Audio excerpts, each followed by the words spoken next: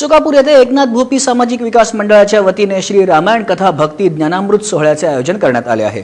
बुधवारी या सोहळ्यामध्ये चला जिंकूया पैठणी या कार्यक्रमाचे आयोजन करण्यात आले होते।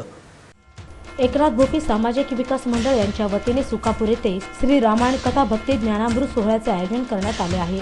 या सोहळ्यानिमित्त बुधवारी महिलांच्या मनोरंजनासाठी चला जिंकूया पैठणी या कार्यक्रमाचे आयोजन करण्यात आले होते।